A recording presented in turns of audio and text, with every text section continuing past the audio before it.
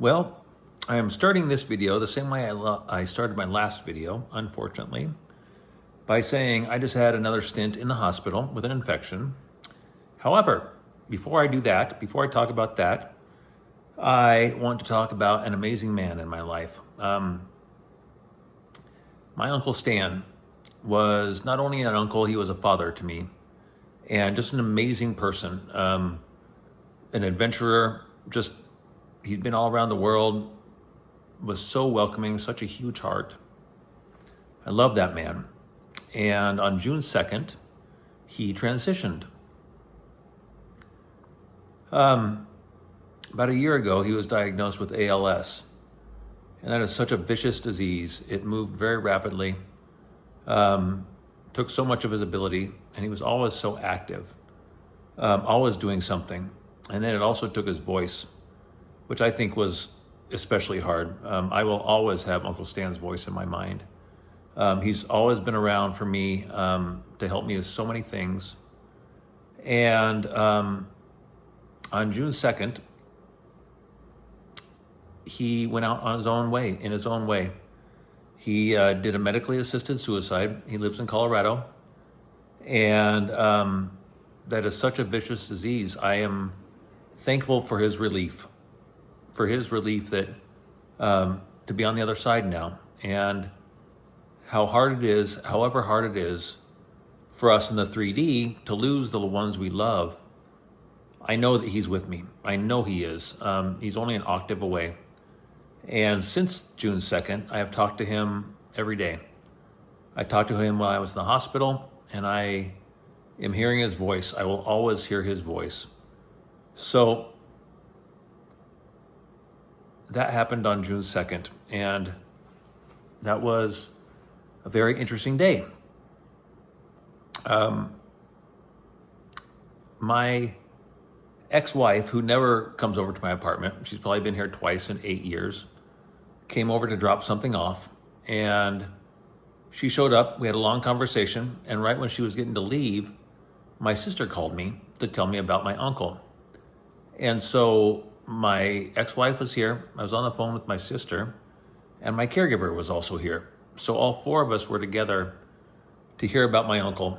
And it's amazing how the universe was showing up, because my ex-wife and I had a lot of fun with Uncle Stan. We shared so many memories with him, as of course I did with my sister. And to have all three of us on the phone at one time, I just know that Uncle Stan conspired to make that happen. My ex-wife was going to come over, and then she decided to go run another errand first. And if she hadn't done that, she wouldn't have been here when that phone call came in. And so for all of us to be there just felt like, I've been trying to open up my heart. I've been working on opening up my heart with my sister, with my ex-wife. And to get that news all together, it built bridges. And we talked for a while. My sister got to cry and express herself. And if it were just her and I on the phone, it would have been a short conversation. But because all of us were there, we all got to express. We all got to share. And we got to have some laughs, and we got to have some tears together. It was healing. It was healing in so many ways. And I know my uncle put that together. I got done. Everybody left. I called my daughters, told them about my uncle. And then I went outside and I sat in the sun, and a hummingbird came up right away. And it came up to the bushes right around me and just stayed there. I mean, I've had hummingbirds in my backyard, rarely, but this one hung around. And it was there for so long that Julie was gone out of the house, and she walked in the front door, walked all the way to the back door, and the hummingbird was still there. And so I said, Julie, look at the hummingbird. And I know that was my uncle. I know that was Stan showing up. And so I'm so grateful for the way everything went down that day. Everything happened that day. The universe was showing up and sharing love. And then it's also very interesting what happened next. I felt great that day. Lots of great energy. I was very present with everybody. I was cognitively there. Everything was great. And then that night, something happened. and my body stopped working. My hands weren't moving. I wasn't able to use my left hand on my wheelchair, and I wasn't able to eat. I wasn't able to move. And I thought, well, it's just been a lot. It's been a lot of emotion today, so I'm just going to get a night's rest. So I went to sleep, woke up the next morning, and I was still not able to move my arms, not able to move, and started talking to Julie about what to do, and I just knew it was time to go to the hospital. Something wasn't right, and it's when my white blood cells jump up that infection is fighting infection, and that's when I can't move. So we called an ambulance, and I had my second ambulance ride in a month and a half. Not anything I really want to do. And sure enough, I had C diff again. And this time was so different. I knew what I was doing. I kind of knew the protocols. We got found out very quickly that it was C diff, and so I was on antibiotics right away. My white blood cell count was 27 when I got to the hospital. Very high. My body was really battling, but we got it knocked down very quickly. And it was a different journey this time than last time. Last time I was in the hospital, I was so distraught over being there. And just so much resistance to being there. And I get why. I didn't want to be there. I didn't want to be there this time either. I just knew this time that I needed what I needed to do. And that was to get rid of the C diff and make sure that I'm safe and healthy. My movement came back in my hands within a couple days. And for the days that I couldn't move, I didn't freak out. Anxiety was much lower this time. Last time I was in the hospital, the devil was creeping in all the time. I had old thoughts coming in that were just so persistently annoying. And it just wasn't helping me. And those thoughts weren't there this time. I was much more at peace this time. I was able to meditate or even just sit in peace, be with myself for hours at a time without those thoughts. And that was so healing for me. I talked with the doctors, and oh boy, I have bladder stones in my bladder because of the suprapubic catheter I have installed, and I really want to get those removed because they're just annoying and they're not good for my health. They're a blockage in my healing. And so I had an appointment, a surgery scheduled on Friday, June 13th, which was yesterday. And I was just thinking, I'm not going to be able to get this surgery because I'm in the hospital with C diff. Well, I made it happen. And I worked with the doctors. I worked with an infectious disease doctor, my internal doctor, and my urologist, all to be able to get out of the hospital on Thursday. And then I went in to get surgery on Friday. Unheard of. My urologist was like, Jim, we're flying by the seat of our pants here because nobody's ever done this before. And I did. And I feel great right now. Today's Saturday, the day after I got surgery. I just got surgery yesterday. And I'm feeling good right now. It's because I have a clarity right now about what my next step is. A clarity about why this is happening. It's getting rid of all the toxins. My body is resetting right now. I'm coming back online. And that's the way I choose to see this. I have a plan. I've been working with a bunch of different people to figure out what I'm going to do to rebuild my gut, get my microbiome in order. And I know what I'm going to do next. I have the supplements in place. I have the things in place I'm going to do, and my gut is going to get back in order quickly.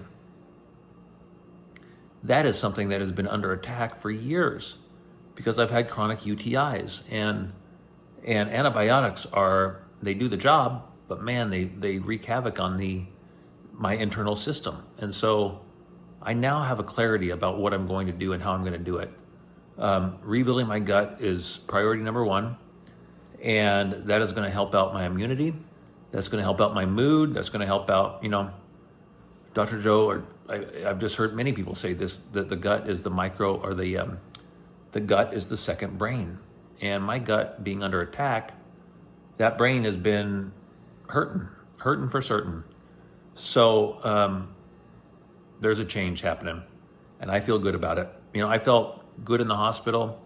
I was talking to different people. I actually wrote poetry when I was in the hospital, and it just started flowing, and I just kept it going. See that? I'm rhyming.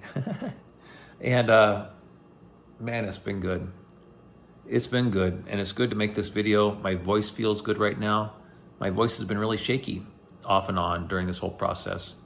And as I make this video, it feels strong right now, which I'm very grateful for. I'm grateful for the love that I'm building, the bridges I'm building with those around me, and the poetry that's coming out, and the words that I'm expressing, which is getting it out of my body. That's another way to express and get it out of my body. And, when I'm laying in the hospital without the use of my arms, and I'm thinking about how I'm going to get out of there and what I'm going to do, I had a peace this time with the knowingness that my body is healing. I know that I'm healing. This isn't a setback. This is just part of the process. I trust it. I trust God. I trust the universe. I trust my body. And with that knowingness, it takes away the fear. It's not up to me.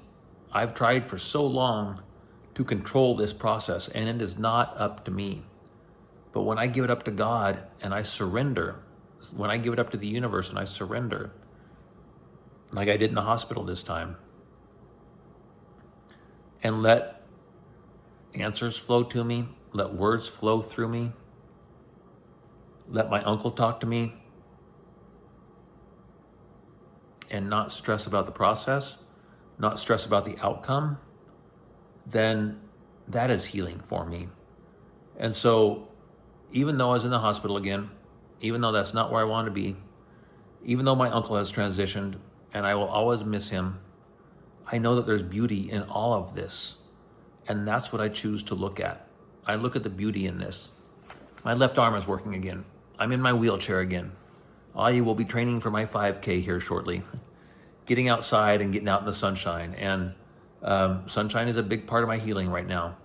I live in the Pacific Northwest, which sunshine during the winter is rare. And so as it comes out now, I bask in it. And I'm going to find a way to be in the sunshine during the winters. I will snowbird someplace because I got to have sun, and I know that now. Oh, I know so many different things. A lot of clarity is coming in.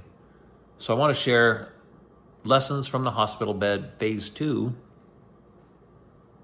This time is more peace and more trust in my body and less fear, a lot less fear.